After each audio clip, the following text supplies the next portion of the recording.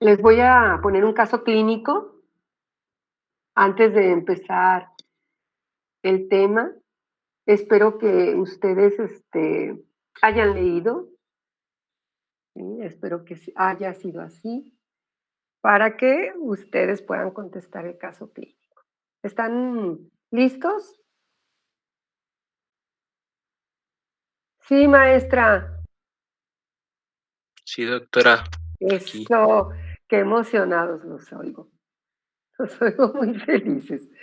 Bueno, déjenme, voy a bajar un poquito la pantalla para poder, eh, muy bien, Enia, para poder, darles el caso. Sí me escuchan ustedes, ¿verdad? Sí, Sí. doctora. Ok. Entonces, listos todos, déjenme ver. Es un caso clínico muy interesante. Yo siento que les va, les va a ser atractivo y pues vamos a ver de esa manera este, la, la patología de hoy. Ah, ¿Alguien revisó qué temas tenemos para el día de hoy? Como mera curiosidad, ¿eh? Les estoy preguntando.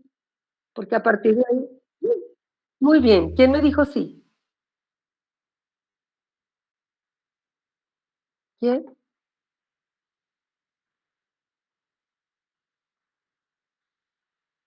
¿Quién? ¿Quién me dijo sí? Está contestando por el chat, maestra. Ah, ok, ok. Ahorita lo checo. Gracias.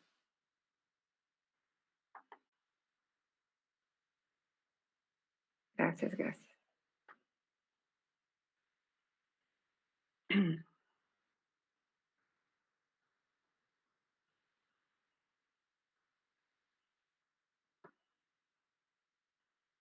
Bueno, ¿tienen para anotar?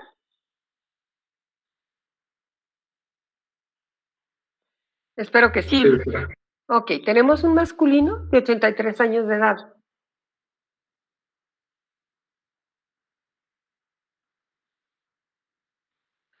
Con un cuadro clínico de 3 horas de evolución.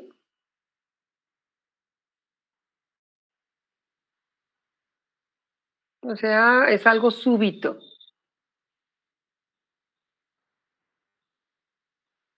Que se presenta con dolor en hemitórax izquierdo.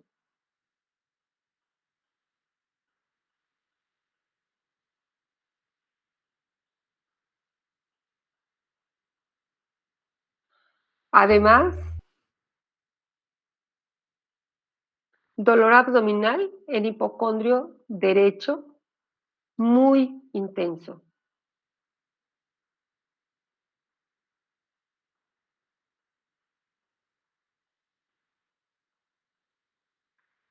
Se los comento, si desean anotarlo, anótenlo y si no, no. Este dolor del hipocondrio se irradia hacia región infraescapular del mismo lado.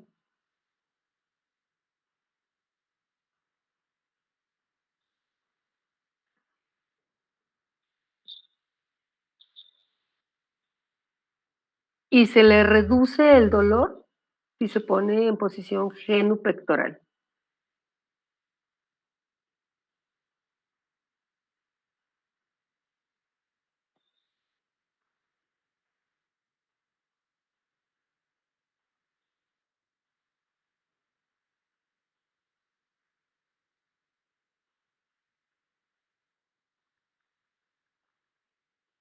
¿Ya terminaron?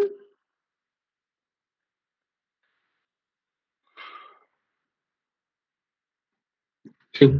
Ok. A la exploración física, muchachos, tengo presión arterial de 85/70.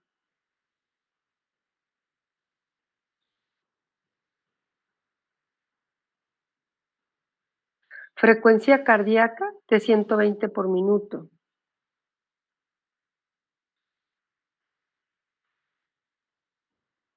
respiratoria de 19 por minuto.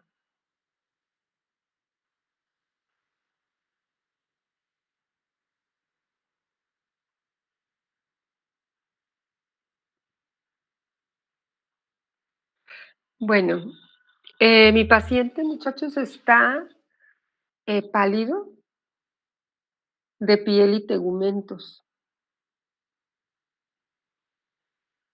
Y tiene cara de dolor. No finge que le duele, le duele.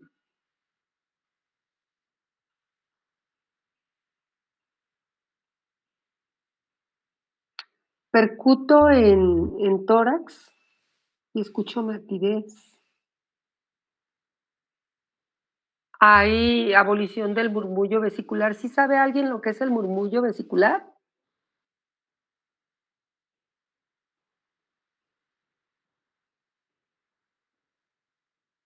Muchachos. Yo no, doctora. Ok. No, yo tampoco. El murmullo vesicular es cuando yo estoy explorando campos pulmonares y yo le pido al paciente que respire profundo. Y a la hora de que respira profundo, yo escucho que el aire en el interior se escucha.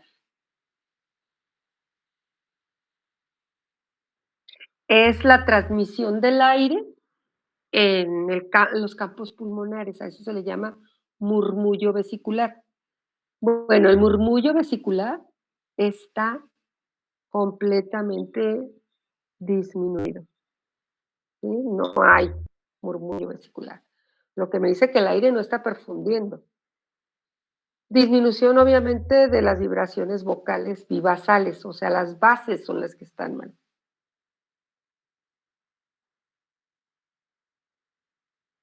¿Sí? Ya hablábamos de la taquicardia, no hay soplos. A la palpación abdominal hay dolor abdominal con predominio en el hemiabdomen derecho y tiene defensa involuntaria a la palpación profunda.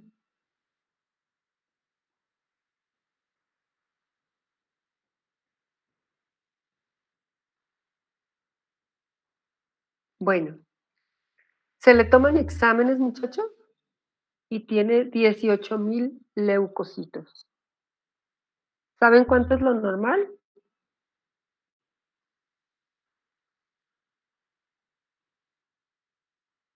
De leucocitos, creo que si mal no recuerdo era como de 4 a 11. De 7 a 9,000. Perdón, 7 a 9,000. Sí. La bilirrubina total sérica, muchachos, ¿sí? A ver, se me perdió de 75 miliosmoles por litro. ¿Sí? Y la amilasa sérica de 912.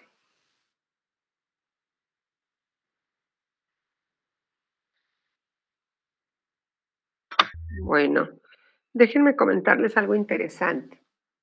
De entrada, cuando el paciente llega, Doc, hey, ¿no podría ser por el dolor que le irradia hacia escapular? Es el punto de Morphy, ¿no? Quiero pensar que se trata de una piocolecisto. Por ahí, más o menos.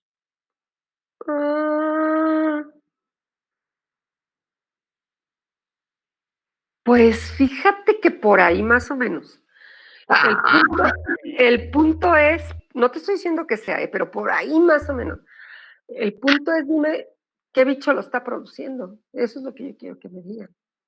¿Qué de los bichos que vamos a ver o que vimos puede ser? Pero todavía no llegó hasta allá. Bueno, ok, entonces ahí vamos, ¿vale? Bueno, con todos estos datos, muchachos, se sospecha de abdomen agudo, tal cual. y hacen una laparotomía. Y les voy a dar el diagnóstico incluso, para que ustedes me digan quién fue. Es una pancreatitis aguda, necrotizante, secundaria a colelitiasis.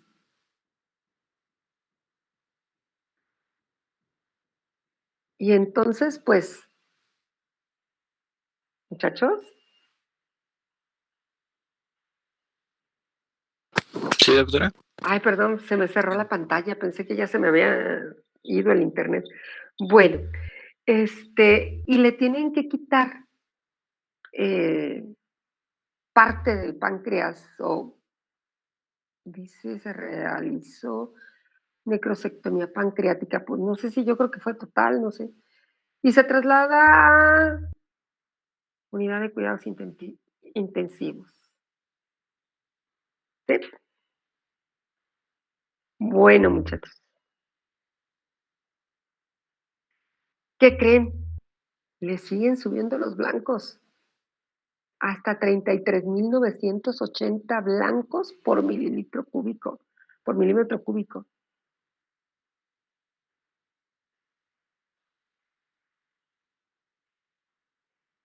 Ya se dieron cuenta la leucocitosis infernal que trae.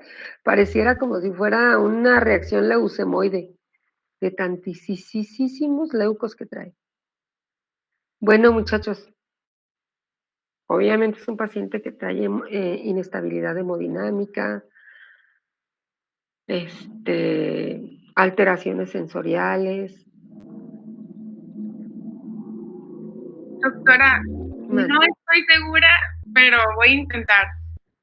Alguna vez leí sobre una bacteria que se llamaba Campylobacter jejuni. Sí, que presentaba en los pacientes cuando se les hacía la exploración física, el abdomen tenían mucho dolor a la palpación y tenían la frecuencia cardíaca muy, muy agitada. Ajá. Inclusive cuando se hacía lo del murmullo vesicular, se encontraba disminuido. Más no sé si eso pueda variar como de paciente a paciente, no estoy. Sí, claro que sí, o sea, Campylobacter es una bacteria que está involucrada con diarrea del viajero, que es una enterobacteria, y que, pues una de las principales características es que produce diarrea muy severa. Aparte de eso, sí va a producir por ahí procesos de abdomen, sí llegado un momento a producir abdomen agudo, sí, por perforación. De hecho, es penetrante, va y invade la lámina propia y puede hacer incluso un síndrome de Guillain-Barré secundario a irritación del plexo mientérico de Auerbach. Pero no, Leslie, no. Andamos en otro lado, si se acuerdan, muchachos, estamos en bacterias que causan problemas respiratorios. Digo, indudablemente no es exclusiva esta bacteria, pero estoy sobre lo que deberíamos estar viendo. Es una bacteria que deberíamos estar viendo hoy. Así es de que por ahí oriéntense, si leyeron, ya saben de qué estoy hablando. Pero fíjense lo que voy a necesitar. Les voy a poner en contexto. Agus, fíjate tu pregunta. No se usa una escala del dolor en este caso. Solo mucho dolor. Los pacientes que tienen facies dolorosa, generalmente, y si es un adulto, generalmente hay mucho dolor. Y si es un hombre, generalmente hay mucho dolor. Para mucho dolor te estoy hablando de un 10, si hablamos de escala de valores, un 10. Entonces, sí, Agus. Sí Doctora.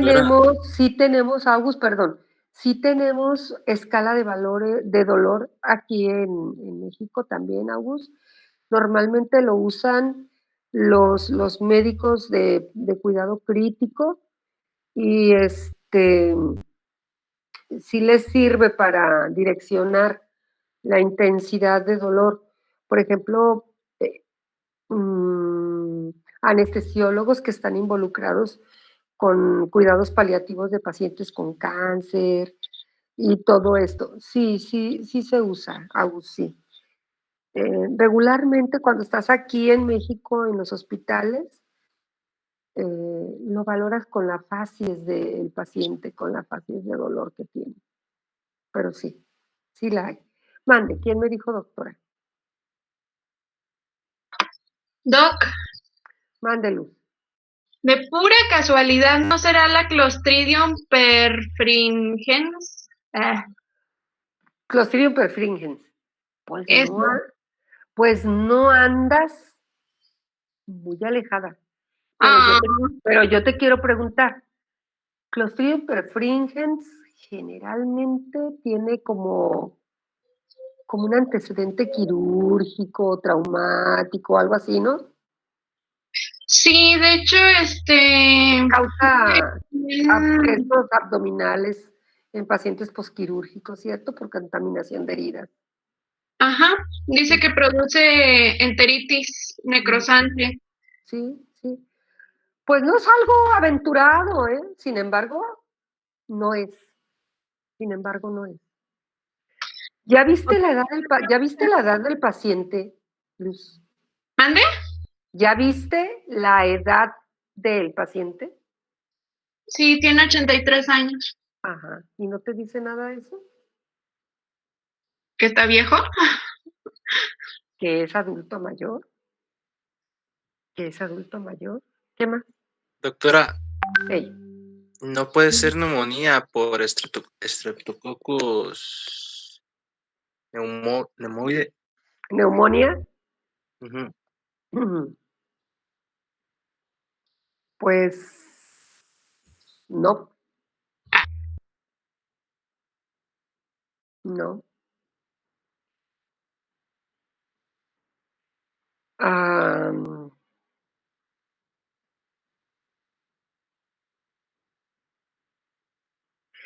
bueno, les comento, el paciente se muere, muchachos, el paciente se muere. Este, a pesar de los antibióticos, no responde. Se muere 24, 48 horas después de habérsele estado terapia antibiótica. ¿Sí? Hace una sepsis de origen pulmonar, más que intestinal, es pulmonar. Y fallece 2 días después debido a falla multiorgánica.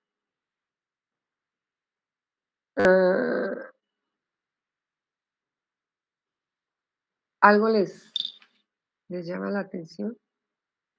¿Pensarían en algo o en alguien?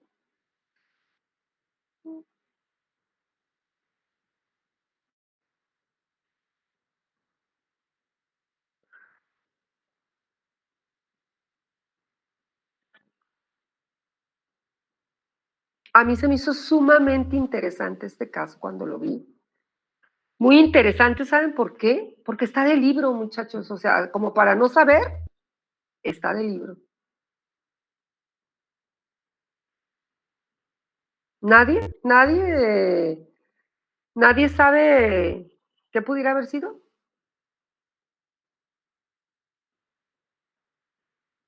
Bueno, pues vamos a empezar con el tema. ¿Alguien me quiere decir si leyeron a Cinetobacter baumani? Es la bacteria que nos correspondía para el día de hoy. Sí, doctora. ¿Sí la leyeron? ¿Sí la leyeron? Ok, pues igual y platícame de Acinetobacter baumani. Bueno, encontré que es un cocobacilo gram negativo. Ujú. que no es formador de esporas, Ajá, es catalasa positivo y oxidasa negativo, ajá. y es aerobio estricto. De ahí que Y- por eso hace la catálisis del peróxido de hidrógeno, ¿verdad? Para obtener oxígeno y agua, Ujú. ¿verdad? Ajá. Y que también ¿Fermentador o no fermentador? es... Ay, no, a ver. A ver, Sergio, tú sabes eso. Fíjate, razona. Si fuera anaerobio sería fermentador, porque la fermentación produce gases, ácido láctico. No, es cierto. Sí, Es sí, sí. aerobio, ¿verdad? Sí, Por lo tanto, no fermenta, ¿verdad? no fermenta. Porque si no Ujú. entraría a la anaeróbica. Entonces, Sí, no fermentador. Por lo cierto. tanto, no fermenta carbohidratos, pero sí utiliza glucosa, ¿verdad? Ujú. Por la vía aeróbica. Ok, ¿qué más?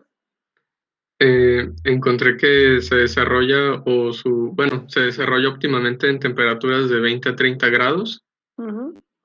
y que puede crecer en medios de cultivo habituales que no necesiten muchos Cualquiera, requerimientos. no se pone exigente. Ujú. Ajá, ¿qué más?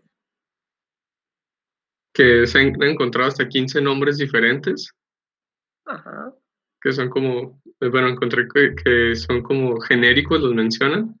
ajá. Y A ver, Sergio, espera. Gerardo, ¿nos puedes ayudar? Gracias, Sergio. Excelente. También podría ser algo que provoca la colistina. Ajá, ¿y qué hace la colistina? Espéreme, en eso ando leyendo. Apenas luz.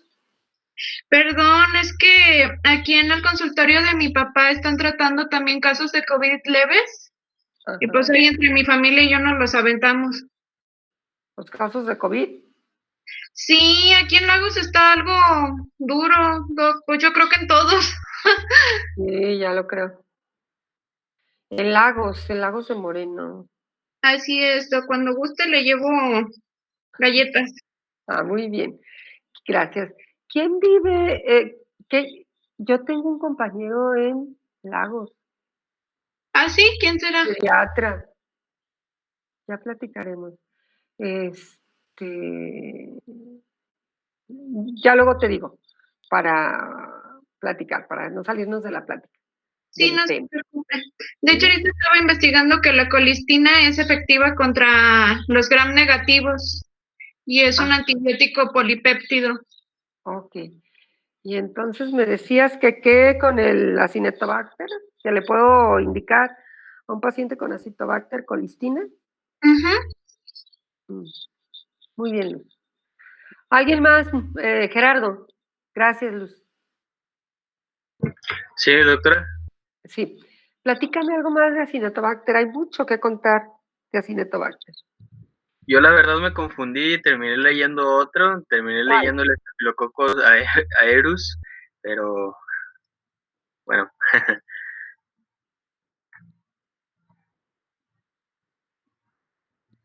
Entonces no sabes nada de No, eso. de este no, creo que me salté 2, por lo visto, ahorita estaba ¿Tres? checando el... Ok. Cristi.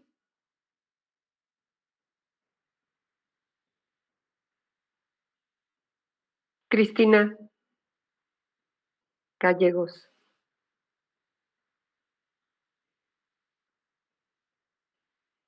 ¿No? ¿No te tengo?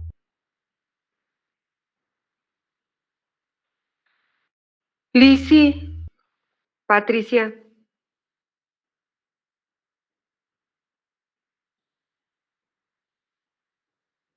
¿Están dormidas?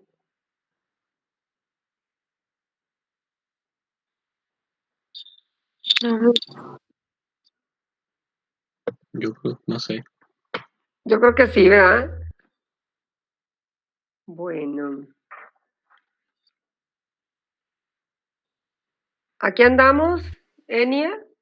¿Y Enia qué tiene que ver con Cristina y Lisi? Ah, es que preguntó que si estaban dormidas. Y yo pensé Ah, que todos en que general, todos. No, perdón, maestra. no te preocupes. Ok. Eh, Enia, entonces, ¿tú qué sabes ahora que hablaste? ¿Me puede repetir la pregunta? Sí, ¿qué más sabes Desde de Acinetobacter? Mm,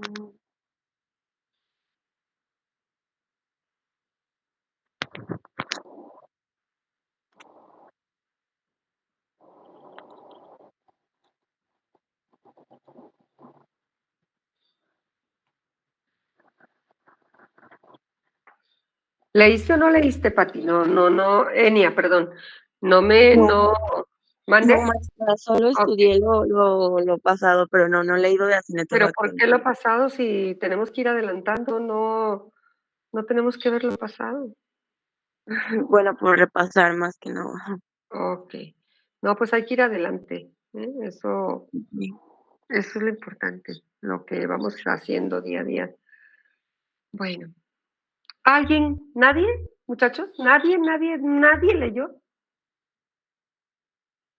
Maestra, Mande usted. Doctora, yo, A ver, adelante. Aranza. Ok. yo encontré algo, pero como en un tipo, como un artículo Mm, que es poco frecuente encontrarlas en cepas y son sensibles a los betalactámicos y a las penicilinas, creo, y las cefalosporinas. No sé si sea el caso de este.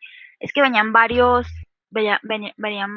tipos perdón, de este tipo de Acinetobacter baumannii, pero no sé si sea el caso de este, que también, y mencionaba que se podía encontrar, creo que en plantas, y no me acuerdo si en otros lados.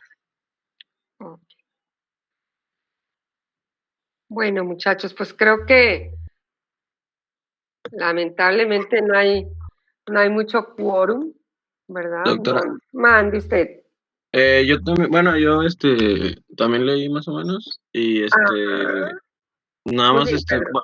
bueno, ya comentó con mi compañero Sergio, pues comentó lo más principal, pero pues también como para mencionar Ajá. que a pesar de eso, pues de las complicaciones que tiene, pues que es un patógeno de bajo grado, pues que tiene virulencia limitada. Y que también que por ejemplo que había visto que en los últimos años que ya había desarrollado como una multiresistencia. Y que, o sea, que a pesar de que era muy limitado, que pues cuando se daba, pues resultaba como muy difícil pues de tratar, porque ya tenían resistencia, pues como dijo mi compañera Aranza, pues a los betalactámicos y pues a penicilina, cefalosporinos de primera y segunda generación, en otros casos también de tercera, y Ajá. pues sí, que pues eso también que ya había desarrollado pues mucha resistencia. Resistencia. Ok. Muy bien, Pedro, muchas gracias. A usted, doctora, gracias.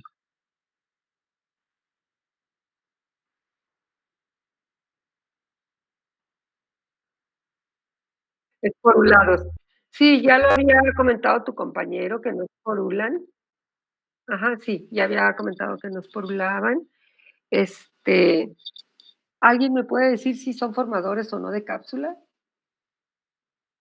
Y tienen cápsula, doctora. Así es, perfecto. Muy bien. Muchas gracias.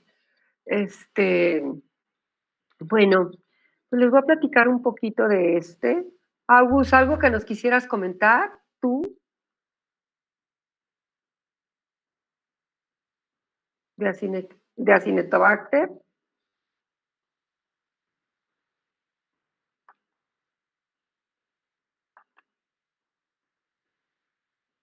No. Bueno, voy a comentarles un poco de Acinetobacter para que ustedes más o menos tengan idea de ante quién nos estamos enfrentando. Bien importante comentarles, muchachos, no les estoy transmitiendo nada, No, ahorita no les voy a presentar o a enseñar ninguna presentación, yo les voy a comentar y después abro una presentación chiquita que hice. Bueno, importante comentarles que Acinetobacter baumannii es un microorganismo, como ya lo contaban algunos de sus compañeros, que tiene una capacidad de virulencia pues bastante limitada, ¿sí? ¿Quién lo comentaba por ahí? Sergio lo comentaba, que tiene una capacidad infecciosa bastante limitada, que hasta hace algunos años no se consideraba ni siquiera como un patógeno de importancia, pero que empieza a verse por ahí de la década de los 90 un acelere por el Acinetobacter baumannii. De ser una bacteria intrascendente, se vuelve sumamente importante. No es porque antes no se viera, es porque no se veía con las características que se ve ahora. Empieza a hacerse algo que se llama patógenos reemergentes nosocomiales y en la actualidad es el que más se encuentra a nivel de las unidades de cuidados intensivos en adultos y en pequeñitos, ¿sí? Acinetobacter es una bacteria que va a ser el causante directo de neumonías, de bacteremias, de sepsis a cualquier nivel, de infección intraabdominal e infección del sistema nervioso central, causando meningitis purulentas bastante graves, dramáticas. Los pacientes se nos mueren, muchachos, en pocas palabras. Es un gram negativo, como ya lo habían comentado hace un ratito, cocobacilo, se ve vacilar en cultivos cuando crece rápidamente y cocoide cuando la curva bacteriana se estaciona, aerobio estricto. Obviamente ya comentaban que no fermenta, que va a ser inmóvil, no tiene medios de locomoción, oxidasa positivo. Ha pasado, yo les decía hace un ratito, de ser un patógeno que no le daban importancia a ser un paciente, una bacteria que encontramos en pacientes que tienen algunas características y que dentro de esas características está el tener ya algún tiempo dentro de un hospital, o sea, siendo hospitalizado desde ya un tiempo, que se le hayan dado diferentes antibióticos para tratar problemas de cualquier otro tipo. Y esto entonces lo hace ser un microorganismo altamente resistente, porque son microorganismos que llegan a pacientes que han estado francamente enfermos y que estos pacientes francamente enfermos han tenido que recibir antibióticos de todos tipos y que gracias a la transferencia de plásmidos, estas bacterias se han vuelto sumamente resistentes. Acinetobacter baumannii ocupa los primeros lugares como causante de infecciones nosocomiales en el mundo, no en México. Tiene una alta resistencia a carbapenémicos, muy significativa. Resistente también a cefalosporinas de primera, segunda, tercera y hasta cuarta generación. Por ejemplo, a ceftazidima, a piperacilina, a colistina, que ya comentaba su compañera hace un ratito que se indica porque tiene una buena acción, pues incluso hay colistino resistentes. En Cuba se hizo un estudio amplísimo y se dieron cuenta que Acinetobacter baumannii fue resistente a todos los betalactámicos.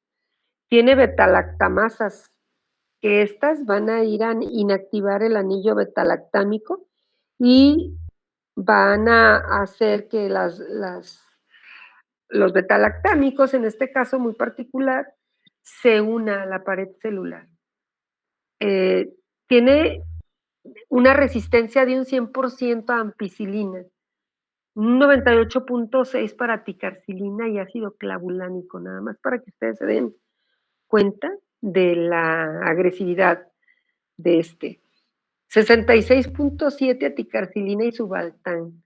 Es decir, aún en terapias combinadas va a presentar resistencias altísimas. ¿Sí? Actualmente está clasificado como uno de los 6 microorganismos más importantes en cuanto a resistencia a antibióticos a nivel mundial, muchachos. No es México, no es Cuba, no, a nivel mundial, incluso en Europa. ¿Sí? Es muy común encontrándolo cuando hay pacientes a los que ya les insistía, se les dio antibióticos de amplio espectro por algún tiempo, y a pacientes que tienen infecciones de fondo, pues graves.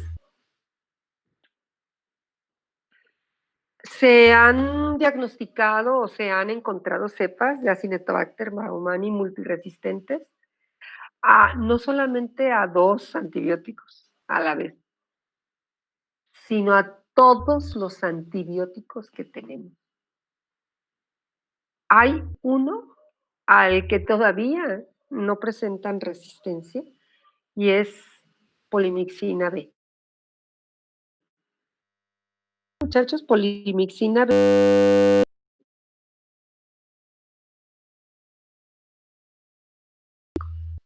De que imagínense en la cual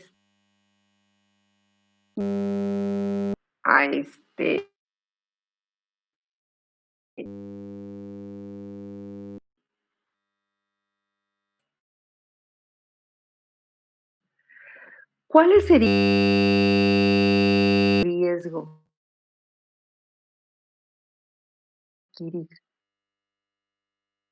Que dentro hace unos minutos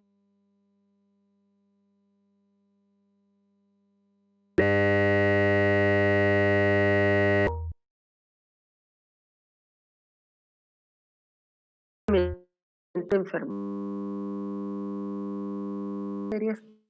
que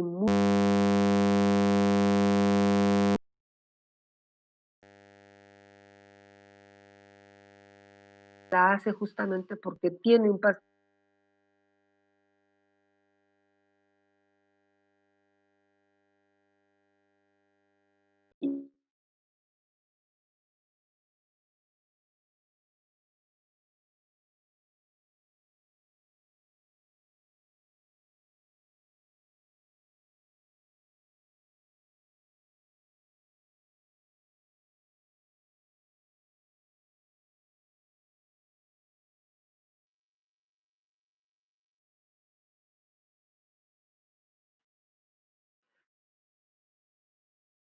uno de los factores de riesgo son pacientes gravemente enfermos. El jabón, y el jabón empieza a producir burbujas y ustedes se meten abajo de las burbujas. ¿Sí? Hagan de cuenta así. Produce un material como plástico, como no sé, les digo que se llama limo, es de exopolisacáridos. Son como tipo de polisacáridos capsulares, como tipo esto. Y entonces el microorganismo se recubre.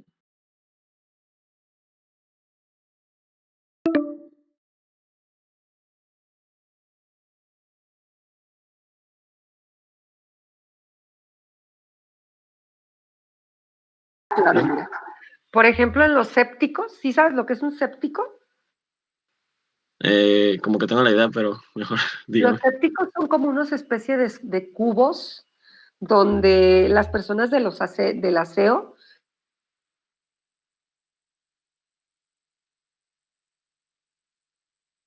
lavan los trapeadores, ya. Esos son. Ya. Entonces, tienen una llave, si te has fijado, y tienen un desagüe, y ahí lavan el trapeador y todo esto. Bueno, pues ahí en los sépticos los puedes encontrar. Tiene la capacidad de crecer en jabones, en una gran cantidad de desinfectantes. O sea, realmente no le preocupa dónde se puede instalar. Tiene muchísima facilidad comparado incluso con Pseudomonas aeruginosa, que también la vamos a ver. Pseudomonas aeruginosa incluso vive en la turbocina, ¿sí? O sea, le encanta este espacio. Son altamente adaptables, ¿sí? Puede durar muchísimo tiempo, por supuesto. Aparte, si te fijaste, ya lo comentábamos, forma cápsula, lo que le da una capacidad de vivir durante mucho tiempo. No es porula, pero sí cápsula. Que para el caso, pues da lo mismo, ¿no? Bueno, los mecanismos los mecanismos de resistencia identificados en estas bacterias multiresistentes se van a agrupar en 4 categorías o 4 grupos. El primero, muchachos, y muy importante, que tiene la capacidad de modificar y desactivar a cualquier antibiótico que le planten por enfrente. Y lo va a hacer por hidrólisis. Va a hidrolizar los anillos de un gran número de antibióticos y los va a desconfigurar. También va a disminuir la permeabilidad del antibiótico en la membrana externa. ¿Por qué lo hace? Porque si ustedes recuerdan, muchos antibióticos, muchachos, entran a partir de proteínas tubulares que se llaman porinas. Pues la bacteria modifica, fíjense, hace modificación. ¿Se acuerdan que hablábamos de que hay bacterias que se pasan plásmidos de reforzamiento? ¿Se acuerdan que lo comentamos cuando vimos los mecanismos de la transferencia de la información genética bacteriana? Bueno. Sí, maestra. Ok, entonces lo que hace es crear cepas nuevas que expresen menor cantidad de porinas. Al no tener las porinas, el medicamento no pasa al microorganismo. Entonces, hace disminución de porinas en las cepas que se van reproduciendo. También hace bombas de expulsión de flujo, ¿sí? ¿Cuáles son estas? Tiene bombas especiales, también proteicas, que le ayudan a la bacteria a sacar del citoplasma y del periplasma bacteriano compuestos que pueden ser tóxicos para la bacteria. Por ejemplo, una gran cantidad de detergentes o de solventes orgánicos, de antibióticos, metabolitos, productos del metabolismo celular eucariota que puedan intoxicar a la bacteria, la saca con bombas de expulsión. ¿Sí? Y pues porque altera también los sitios de acción de los antibióticos, evita que se acoplen. De hecho, no sé si ustedes vieron, pero Acinetobacter baumannii va a tener la capacidad de hacer una gran escapada, por decirlo de alguna manera, del sistema inmune. ¿Sí? O sea, evita que la cascada de complementos se active. Bueno, entonces, ¿alguna duda de cuáles son los 4 mecanismos por los cuales Acinetobacter es multiresistente? Yo creo que no, doctora. Ok.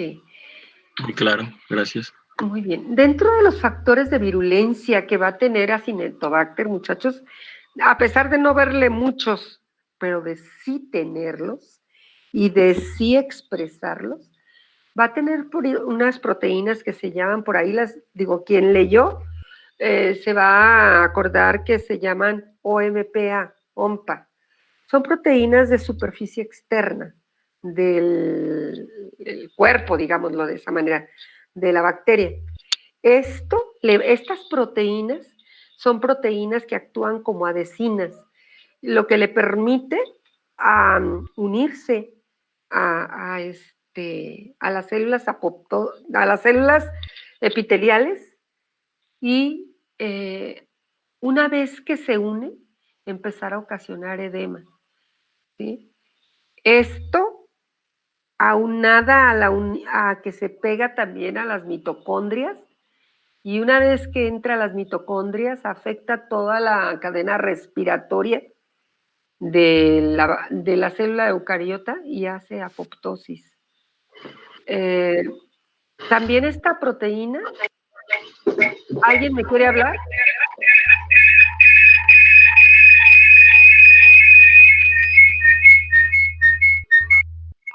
Samira, tu micrófono, por favor. Gracias.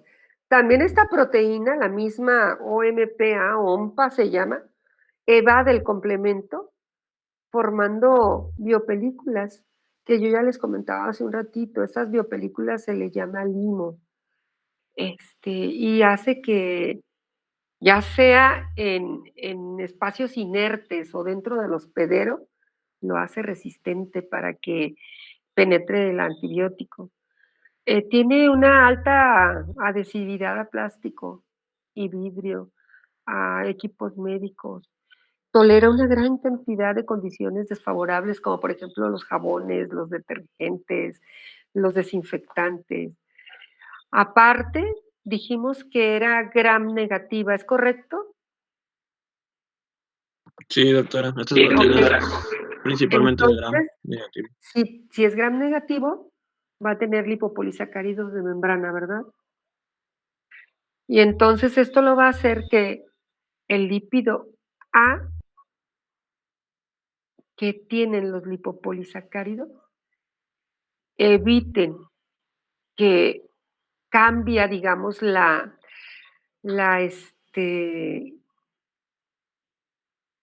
capacidad hidrofílica de la bacteria para repeler antibióticos que son líquidos, que son sensibles a agua, para que no se unan.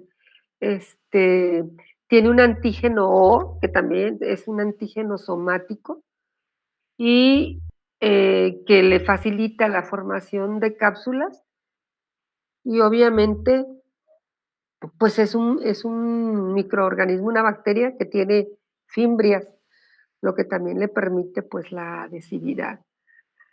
Si ustedes observan, dentro de las proteínas de superficie, dentro de la capacidad importante a adherirse a antibiótico, a plástico, a vidrios, de sobrevivir en medios de limpieza, de los lípidos de la membrana, aunados a la capacidad de formar biopelículas de protección y a la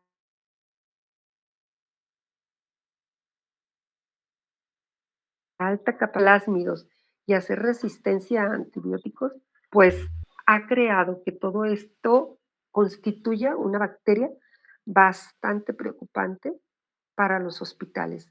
Les decía, no para los hospitales de México, porque luego tendemos a pensar que es de países en vías de desarrollo. No, muchachos, está desafortunadamente aún en países altamente industrializados.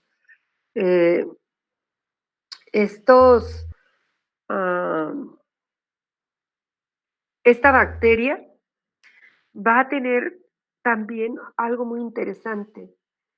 Va a expresar unas proteínas de unión a penicilina.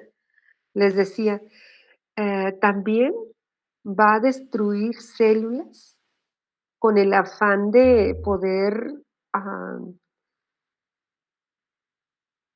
secuestrar hierro. Le encanta el hierro a Acinetobacter. De ahí que se le considera que tiene sideróforos. Y va a tener otras proteínas que se llaman fosfolipasas, que son enzimas lipolíticas que van a catalizar a los la división de fosfolípidos, de ahí que entonces las membranas celulares pues también las afecta, muchachos. Todo esto pues es con el afán de ir a afectar la respuesta del sistema inmune e ir a ocasionar problemas a la célula eucariota. ¿Más o menos claro, muchachos, lo que hace? Sí, doctora. ¿Sí? Bueno, pues voy a ponerles una presentación por si necesitan poner lo más esencial porque casi todo, pues ya lo comentamos, pero déjenme ver.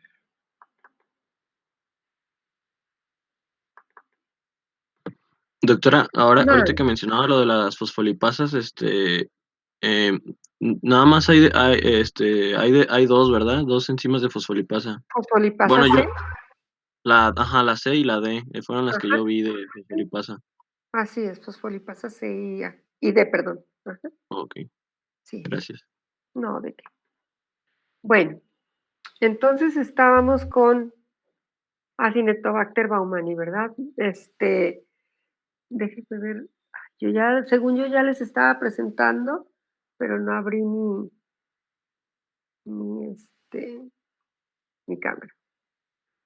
Déjenme. No, ya sé. Ahorita, por eso les estoy diciendo que yo ya según yo ya les estaba compartiendo y no es cierto.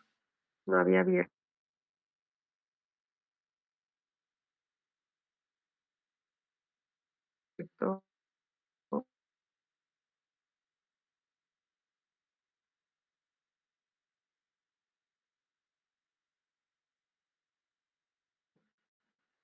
Nada. Ahí está, ¿verdad? Sí, un Sí, resumencito, ya se ve. chicos, para que ustedes lo tengan en mente. Pues ya decíamos que Acinetobacter baumannii, ¿sí? Aquí dice, donde ustedes están viendo, dice Acinetobacter baumannii multiresistente, ¿sí? Se dice que pueden presentar pleomorfismo, aunque no se ve como tal, pues. Tiene formas bacilares, como bacilitos, en la fase de crecimiento rápido, y cocobacilares o cocoides en el crecimiento lento o en la fase estacionaria de la curva de crecimiento bacteriano.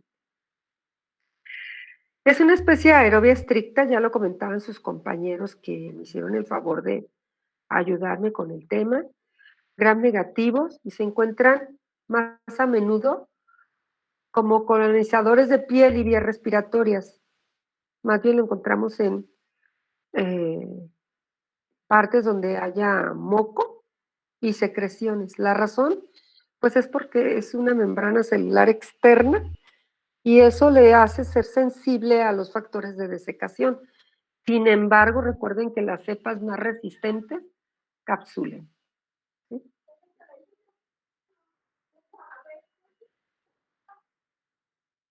Bueno, los principales sitios donde los vamos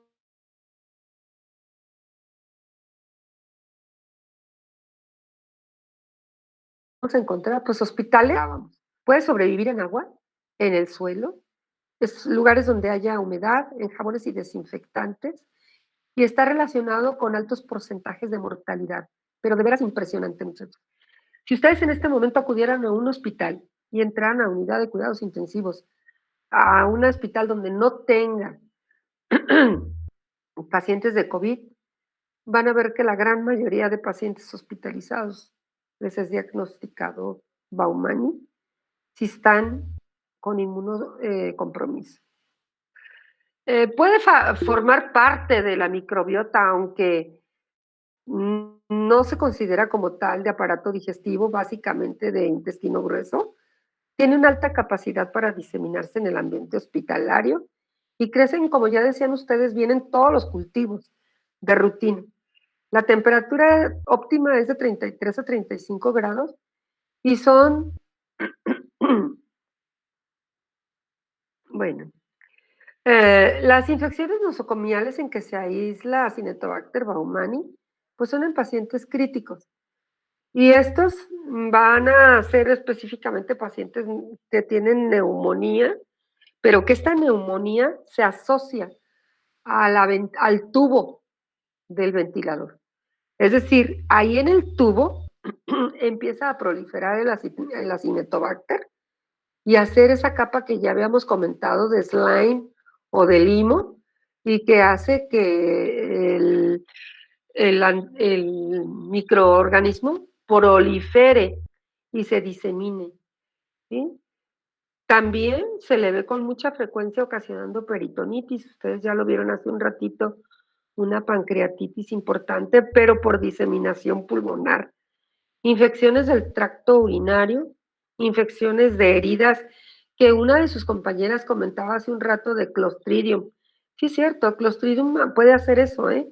Así que sería uno de los posibles patógenos con los cuales haríamos este diagnóstico diferencial. Meningitis posquirúrgica o en relación con drenajes ventriculares. Pacientes que hicieron por alguna situación que hicieron un traumatismo craneoencefálico, que hicieron una meningitis y que esa meningitis hizo que tuvieran edema cerebral importante con secuestro del líquido cefalorraquídeo y que ese líquido cefalorraquídeo está dando hipertensión cerebral relativamente importante que hace que tenga que hacerse drenaje ventricular y entonces esto le ocasione esa problemática, ¿sí? Infecciones de piel y tejidos blandos, por ejemplo, en pacientes que tuvieron alguna quemadura y que esta quemadura no era una quemadura de importancia, digamos, no sé, una quemadura de segundo grado, y que puede incluso evolucionar a una quemadura de tercer grado, dependiendo de la estadía del paciente en los hospitales, ¿sí? También esta podría ser otro,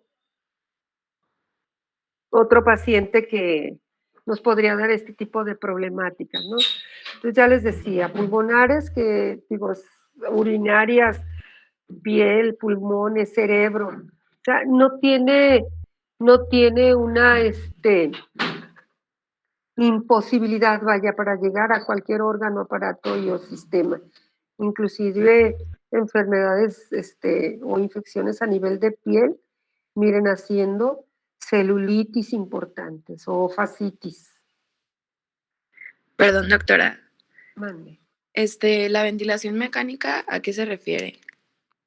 Pacientes que están con dificultades respiratorias y se les pone una intubación endotraqueal.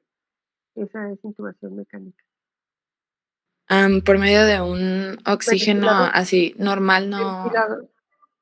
no se relaciona. ¿Tú hablas, por ejemplo, con una bigotera? Ajá. No, con una bigotera no. Porque si yo tengo un paciente con bigotera, quiere decir que tengo un paciente que está despierto, ¿no? ¿O no? Sí. Y si está despierto, pues, digo, si está consciente, tal vez no está tan mal como un paciente al cual estoy metiendo un tubo para obligarlo a respirar. Por ejemplo, te puedo decir que pacientes de COVID que se les pone tubo y que llegan a durar tanto tiempo. Fíjate, te comento un caso del cual me enteré por un familiar mío que es médico en centro médico. Y me platicaba de una paciente, de una señora de la tercera edad que llegó con COVID. La hospitalizan y duró casi un mes hospitalizada, 3 semanas con tubo y 1 semana extubada ahí mismo en el hospital, con oxígeno, pero ya extubada.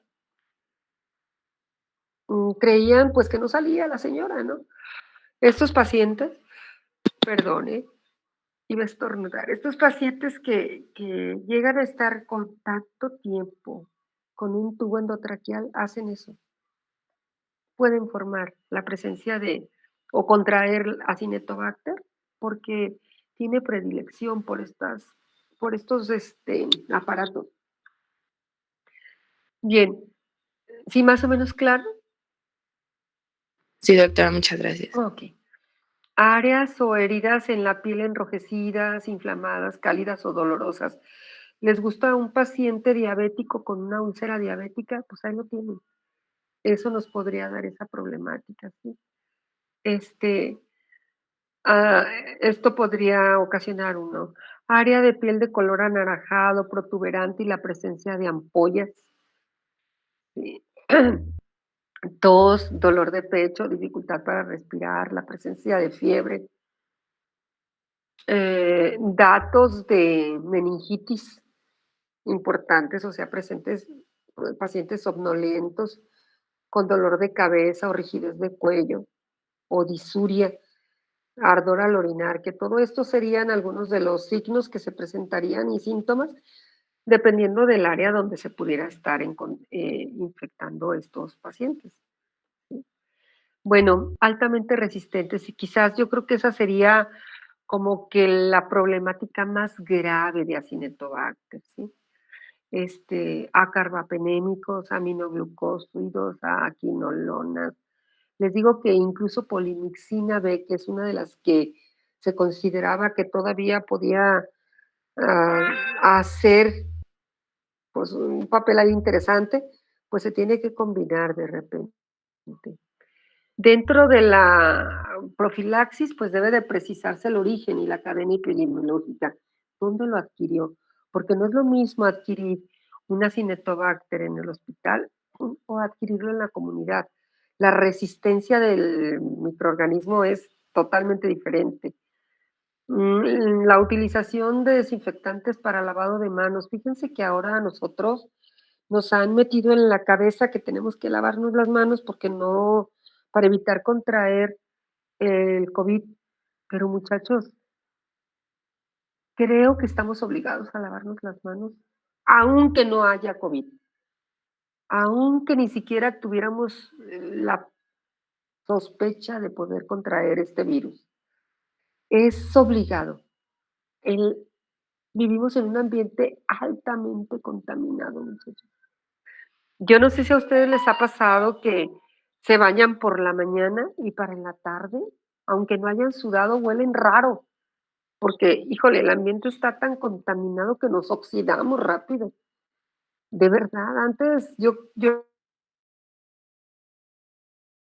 recuerdo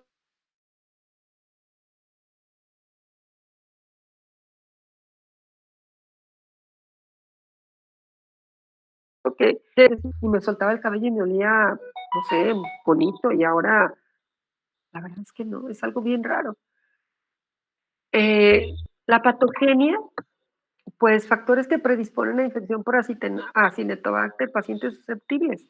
La edad, yo ya les decía, largo tiempo de permanencia en el ambiente hospitalario, presencia de equipos invasivos, tubo endotraqueal, sonda gástrica, catéteres, sonda urinaria, pacientes que, por ejemplo, les están haciendo diálisis peritoneales porque sean pacientes con problemas renales o hepatopatías, pues. Terapias prolongadas con corticosteroides que inmunosuprimen a los pacientes. ¿Sí? Dentro del tratamiento, pues les comento todos y ninguno. Sulbactam, que es un inhibidor de las beta-lactamasas, es decir, va a impedir que la Acinetobacter pues produzca beta-lactamasas o a inactivar las beta-lactamasas para que pueda penetrar a la membrana celular. Tigercilina o tigerciclina, que se llama rifampicina, polimixina B o la polimixina, glucósidos como amicacina, tobramicina, también bastante, amicacina y tobra, bastante agresivos para riñón. No sé si ustedes sepan, pero polimixina B puede ocasionar necrosis tubular renal y hacer una insuficiencia renal aguda. Bastante agresiva polimixina y sin embargo tenemos que decidir si la usamos o no en un momento dado. ¿Alguna duda, muchachos?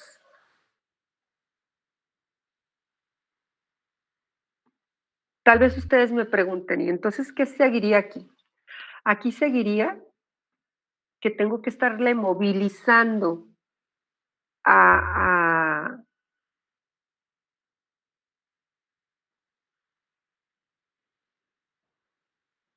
a, que quiere, tenemos que estar movilizando los catéteres. Si yo tengo a mi paciente con un catéter urinario, pues voy a cambiárselo constantemente. ¿Para qué? Pues para evitar que me los contamine.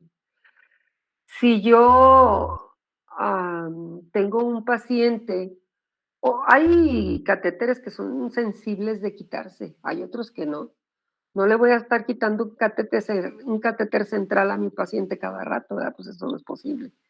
Pero sí le puedo quitar una sonda urinaria, sí le puedo mover una venoclisis, sí le puedo cambiar a lo mejor una sonda orogástrica, sí le puedo mover, por ejemplo, un Penrose, porque lo tengo con drenaje por alguna cirugía. Es importante poder insistir en que el paciente se lave las manos, se lave los dientes, si es que es posible, y si no, el familiar que lo ayude, mantener lo más limpio posible a nuestros pacientes, muchachos. Con buen Y, sistema inmune también, pues, ¿verdad?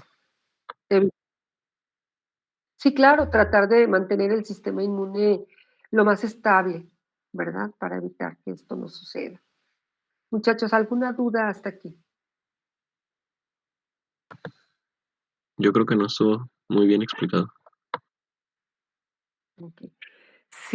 Gracias. Si ustedes quieren pensar en una bacteria de las altamente resistentes, pues ya vamos a entrar a ellas. Hablábamos ya de otra bacteria que hace, pues digamos que más o menos situaciones complejas, como es, por ejemplo, Streptococo beta, pero que es altamente resistente, por supuesto, a antibióticos, a betalactámicos, algunos, a vancomicina, pero este del cual hablamos hace un ratito, pues no tiene mamá, la verdad. Es bueno con quien no se deja, pero es altamente agresivo con los que no tienen opción. Y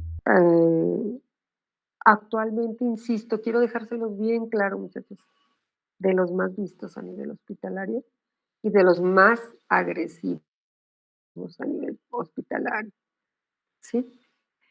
Bueno, si no tienen ninguna duda, si no hay nada, ninguna otra pregunta, vamos a entrar a una bacteria que por emocionada yo con Acinetobacter la pasé, pero que es una previa que se llama Haemophilus influenzae tipo B o bacilo de Pfeiffer, se llama también. Si alguien revisó su programa, pues debió haber visto que teníamos esa y después Acinetobacter baumannii. Si Sí, no, pensé que ¿verdad? sí. Sí la checaron, ¿verdad? Ok, Sí. entonces vamos a ver bacilo de Pfeiffer. Bacilo de Pfeiffer,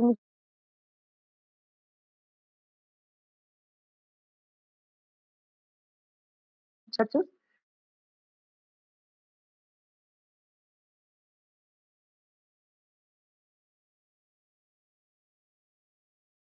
o a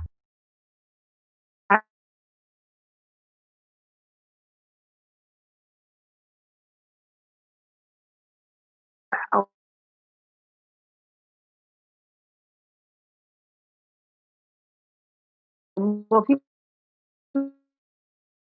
bacteriana en algunos momentos altas y que pueden ser en algunos momentos bajas. La preocupación de Haemophilus influenzae en la edad pediátrica, muchachos, es que ocasiona meningitis. ¿Sí? Es decir, va a crear una infección respiratoria y a partir de la infección respiratoria puede ocasionar una meningitis secundaria. Esa es verdaderamente la preocupación. De antemano, Haemophilus influenzae va a tener una terapia, ¿qué les digo? O una profilaxis primaria. ¿De qué habla la profilaxis primaria? De que lo puedo prevenir con antibiótico, con vacuna. Es una vacuna que se va a aplicar a los 2, a los 4 y a los 6 meses, ¿sí? Y que hubo un tiempo, hace mucho tiempo, que esta vacuna se aplicaba solita, ¿sí? Se llamaba Hype Titer, y que después estos era el nombre comercial para la vacuna cuando se aplicaba a nivel particular. Y cuando se le ocurre al sector salud incluirla dentro de la cartilla básica de vacunaciones o del cuadro básico de vacunación, se introduce como polidosis, como polivacuna. Es decir, se incorpora con una que se llama triple bacteriana, que es la DPT o la difteria, tosferina y tétanos, con Haemophilus influenzae tipo B y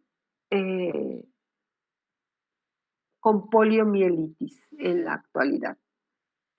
Entonces se pone 2, 4, 6 y al año como refuerzo. Hay quien la aplica a los 18 meses. Entonces, a los 2 meses, a los 4 meses, a los 6 y a los 18 se va a aplicar esta vacuna para evitar que nuestro niño adquiera dicha enfermedad. Entonces, bueno, pues vamos a ver, Haemophilus influenzae va a ser una bacteria que le gusta la sangre. Hace hemólisis. Entonces, tiene sus mecanismos de virulencia, entre otros, pues que es un formador de cápsula y que dentro de los factores de virulencia yo les podría decir que si la viéramos en retrospectiva, Haemophilus influenzae es el embrión de Acinetobacter baumannii, ¿no? Comparativamente hablando en cuanto a la virulencia de una y la virulencia de otra. Pero bueno, vamos a entrar, estoy compartiéndoles ahora mi presentación. Sí, doctora. Ok, vamos a ver Haemophilus influenzae. Entonces, Haemophilus influenzae se llama también bacilo de Pfeiffer por su descubridor y lo descubre en 1892. ¿Sí? Bueno, va a pertenecer a la familia Pausterelaceae, es aerobio y anaerobio facultativo, pertenece al género Haemophilus y vamos a encontrar 3 serotipos importantes. Influenza, Haemophilus influenza, tipo B, obviamente. Haemophilus ducreyi, que Haemophilus ducreyi va a ocasionar una infección de vías sexuales, pues transmitido por vía sexual y va a producir un chancro no sifilítico, ¿sí? Y Haemophilus aegyptus, que va a ocasionar alteraciones a nivel de oído, otitis media, por ejemplo. ¿Conjuntivitis también? Conjuntivitis también, por supuesto que sí. Sí, muchas gracias. Celulitis también, Haemophilus aegyptus. Bueno, digamos que hablando muy particularmente de Haemophilus influenzae tipo B, decimos que es un cocobacilo, ya estamos familiarizados con esa palabra, que es pleomórfico. Algunos tienen cápsula y Haemophilus influenzae tipo B hace cápsula. lo que no hace Haemophilus ducreyi ni Haemophilus aegyptus. También forman pilis, tienen forma de raqueta, con los extremos incurvados, es un gram negativo, requiere de medios enriquecidos, ya les había comentado, con sangre o derivados. Le gusta la hematina, que se considera como, se le llama factor X. X es porque desconocen qué onda con él y bueno, le ponen factor X. Y el NAT, que es el factor 5. Este factor 5 que extrae de la célula humana es una de las razones por las cuales patogeniza a eritrocitos y a células por allí, ¿verdad? Que les va a afectar. Va a producir hemólisis y dentro de los que producen hemólisis son los hemolíticos y los parahemolíticos. ¿Sí? Bueno, hay 19 especies y 9 van a afectar al humano. Es aerobio y anaerobio facultativo, ¿sí? Formando pues esas uniones que ustedes ya vieron por ahí, o esas cadenitas o aisladito. Bueno, dentro de las patologías que va a producir Haemophilus influenzae, va a ser empiemas, o sea, colecciones de pus, en articulaciones, en corazón y subdérmicas, empiemas, osteomielitis, pericarditis y celulitis en un 8%, bacteremias en un 6%, que si se fijan, pues no es tan importante, artritis sépticas, que está relacionado con el la osteomielitis, un poquito, epiglotitis, neumonías y meningitis en un 64%. Que realmente, como insistía yo al inicio del tema, son lo que nos preocupa. Y lo va a hacer en niños pequeños. Bueno, cuando nosotros la vemos en un medio de cultivo, va a ser algo que se llama fenómeno satélite, que ya lo hemos comentado, el que haya colonias que migran del sembrado normal que nosotros tenemos, van a depender de la presencia de dióxido de carbono, de ahí que sean anaerobios facultativos, resiste la fagocitosis y la lisis gracias a la cápsula, y la cápsula, o sea, los microorganismos que son capsulados, se se clasifican de la A a la F, y va a haber 6 serotipos en base al antígeno polisacárido, es decir, a los antígenos, va a actuar, la cápsula va a actuar como un antígeno, ¿sí?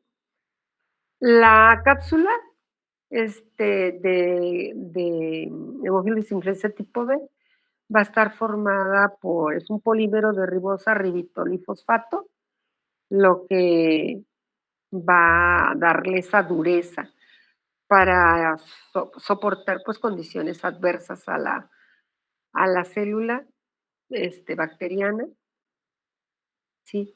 Y bueno, pues esas son algunas de los procesos infecciosos que ya habíamos comentado que va a producir, ¿sí? Y pues el fenómeno satélite, miren aquí, aquí, ¿verdad? Aquí, aquí. La transmisión pues se transmite por gotitas de flush al toser,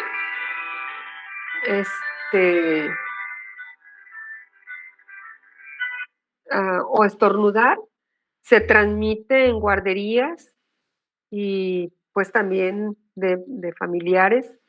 Pueden estar formando parte de la microbiota normal, pero desafortunadamente ahí cuando se le transmite a un niño, pues puede ocasionar problemas. Incluso con tratamiento 1 de cada 20 niños con meningitis muere. Hasta 1 de cada 5 niños que sobreviven a meningitis por hemófilus va a tener daño cerebral o alteraciones a nivel de de estato acústico, ¿sí? Bueno, esta es una epiglotitis, ¿sí? Miren, la tumefacción. El fenómeno satélite lo realiza en agar carnero con colonias de estafilococo dorado. Su crecimiento óptimo lo hace en agar chocolate. Si ustedes recuerdan, el agar chocolate es agar sangre calentado, ¿sí? ¿Para qué se hace el agar sangre calentado? Pues para que haya hemólisis y le sea más fácil al Haemophilus influenzae sustraer esos factores, factor X y factor 5, o factor 10 y factor 5, para que tenga mayor crecimiento, ¿sí? Bueno, esta sería la estructura bacteriana. Estos son los polisacáridos de pared para la formación de la cápsula.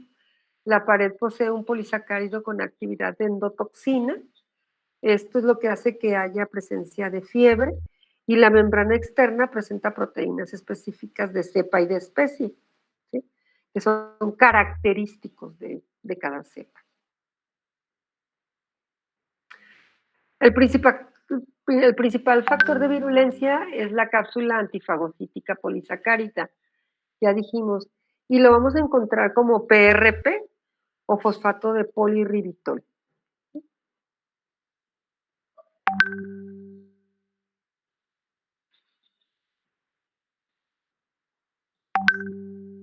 Bueno,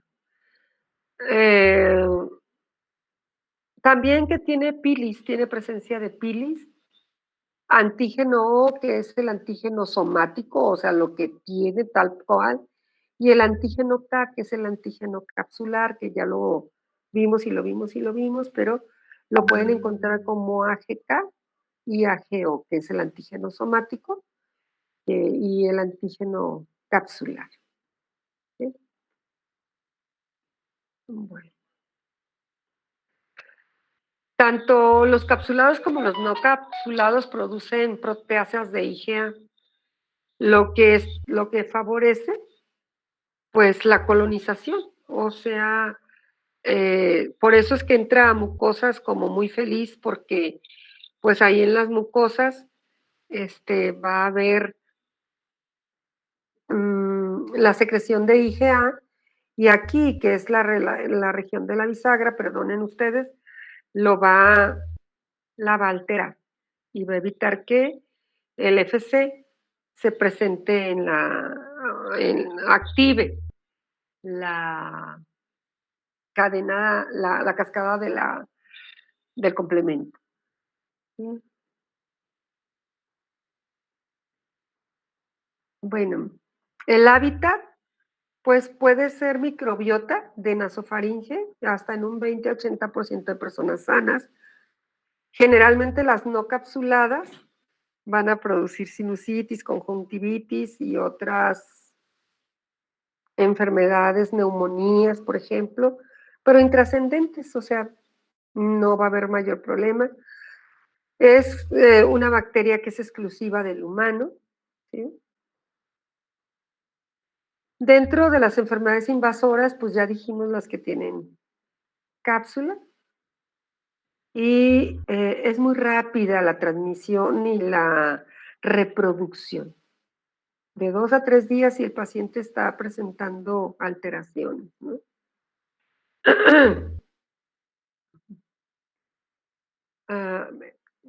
Tiene una capacidad impresionante de invadir tejidos, de ir a hacer bacteremias, y se fijan en el epitelio por pilis y adhesinas. No se le da la capacidad de ser ozonizada, ya saben, pues porque decíamos que va a tener cápsula, y pues no tiene exotoxinas. Más bien las endotoxinas del LPS. Y miren, ahí está la forma, ¿sí? Y la capsulita aquí en el contorno. Esta se ve un poquito mejor. medio cocobacilares, mire. Bueno, aquí estamos viendo una neumonía, miren, con una neumonía, se llaman neumonías lobares, porque se está afectando, si se fijan, a un lóbulo primordialmente, ¿sí? Dos lóbulos está afectando, casi el lóbulo inferior es el que está un poquito menos agresivo, menos tomado, pero el lóbulo medio y el lóbulo superior bastante afectado, una neumonía lobar. Miren, aquí está completo borrado, con una insuficiencia respiratoria tremenda. Y si ven, es un niño chiquito, 1, 2, 3, 4, 5, 6, 7. Cuando nosotros tomamos una radiografía de tórax, se deben de ver hasta el 7º espacio intercostal, con insuflación, ¿eh?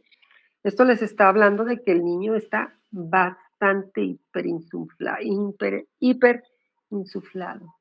Vemos 1, 2, 3, 4, 5, 6, 7, 8, 9, 10 espacios intercostales. Y acá 1, 2, 3, 4, 5, 6, 7, 8, 9, 10.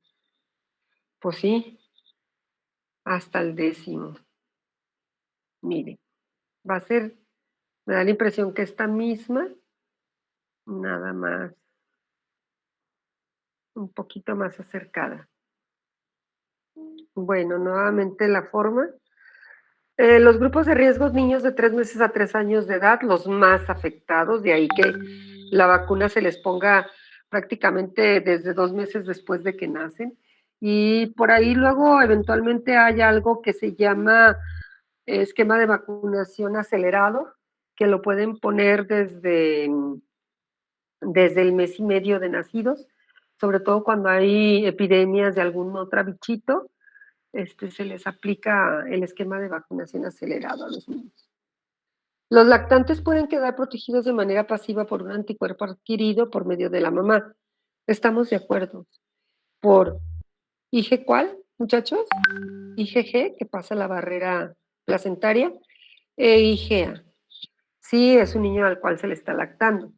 Se encuentra presente en el suelo de los niños de hasta 10 años de edad, es cierto, pero no suficiente para...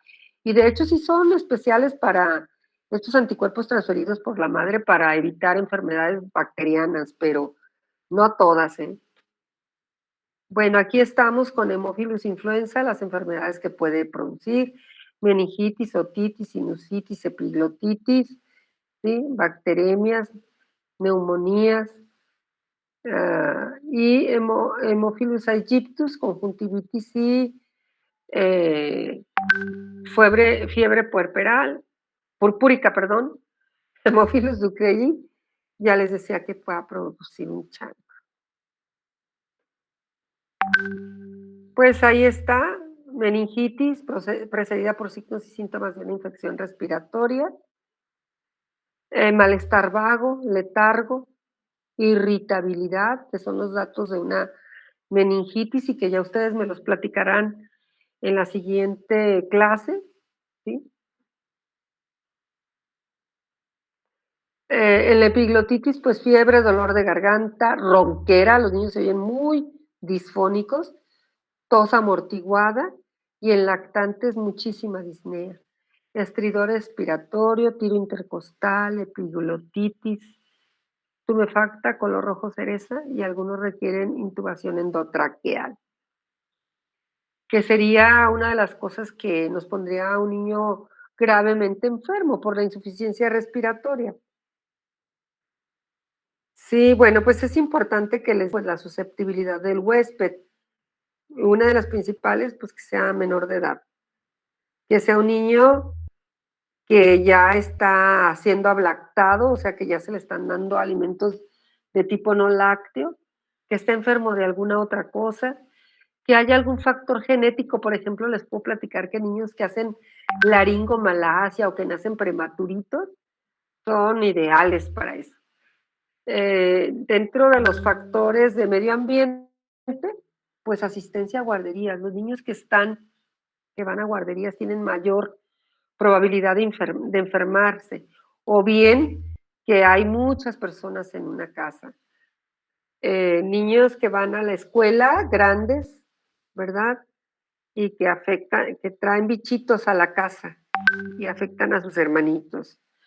Bajo nivel educativo de los papás.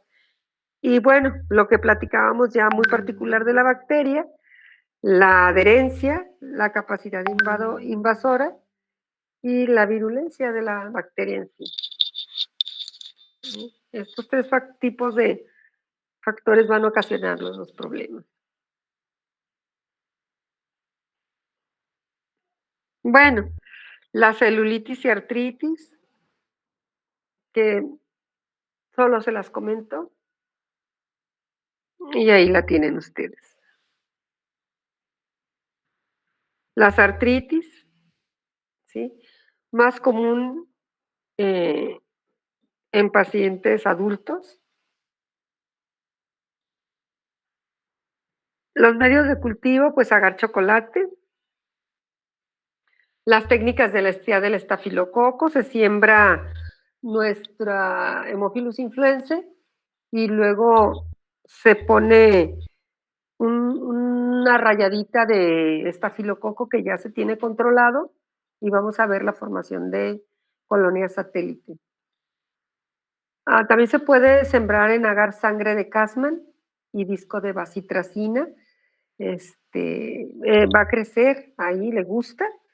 Y en el agar de Levinthal o agar de enriquecimiento de Fielders, que se llama. Esos son los medios de cultivo que podemos utilizar para sembrar hemófilos, aunque el agar chocolate es excelente, ¿no? Bueno.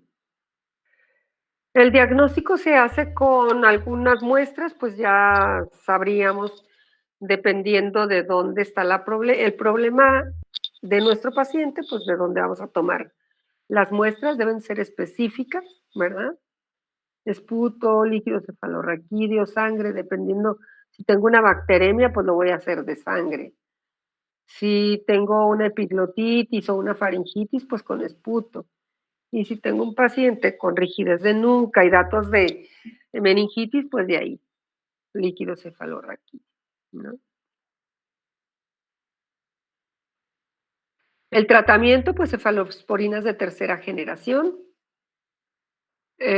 ampicilinas, y las pruebas de sensibilidad indican que es sensible. Ay Dios, perdonen. La prevención primaria, vacuna de Haemophilus influenzae tipo B, 2, 4, 6 y 12 meses, que ya les había comentado. Actualmente viene una vacuna que se llama pentavalente. Tienen otras 4 y esta. Y esa es su prevención primaria.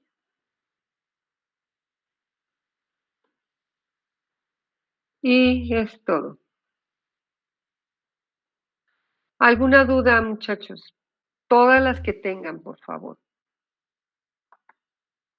Yo tengo una, doctora, no, es que me quería Muy bien, esperar. Pedro. Dime.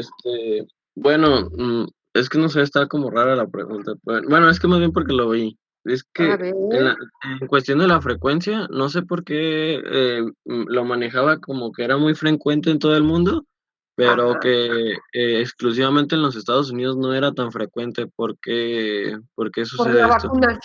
Por la vacunación. Ya, allá está Sí. muy, Sí, es obligatoria. Mira, el cuadro, aquí en México también, incluso ha reducido muchísimo la prevalencia de estas infecciones producidas por hemófilos, justamente por la vacuna, ¿sí? Por eso, bajan. Lamentablemente no tenemos vacuna para todo lo que nos aqueja, pero sí es a eso se debe, Pedro. Entonces, no es tanto no sé, pensaba que era algo más demográfico, pero más bien es por el sistema de vacunación que tiene Es correcto. Estados Unidos. Sí, Okay. es correcto. Uh-huh. Muy amable, doctora, gracias. Y bueno, indudablemente también la cuestión, el nivel socioeconómico, que pues sabes que es diferente, con todo y todo, el nivel socioeconómico es mejor allá que acá. Sí, Entonces, de hecho, bueno, también, bueno, hace poquito fui y me di cuenta que, por ejemplo, allá las personas que, de hecho, que tienen bajos recursos, por ejemplo, todo este tipo de vacunaciones o de cuidados, pues, bueno, abarcan muchos cuidados, médicos, son Sí, son gratuitos. gratuitos, Ajá, exactamente, son entonces, gratuitos. Sí, tienen demasiado apoyo, o sea, digo, no sí, demasiado en el sentido de que no les deberían de dar. No, sí, qué bueno que se los dan, pero sí tienen sí, muchos apoyos. Fíjate, yo me entero de, por ejemplo, pacientes que tengo que tienen, por ejemplo, nacieron sus hijos en Estados Unidos, pero viven acá y tienen un domicilio ficticio allá. Entonces el gobierno les pasa una determinada cantidad de dólares mensualmente por cada uno de los niños. Sí, o sea, madres solteras sobre todo, ¿verdad? Que se ostentan como madres solteras y las vacunas y la leche y no, muchísimas cosas que les son proporcionadas. Entonces, pues sí, también eso tiene que ver, ¿verdad? Con justa razón. ¿Alguien, algún otro comentario, muchachos? ¿No? Bueno, quiero agradecerles a todos los que están participando y a los que no.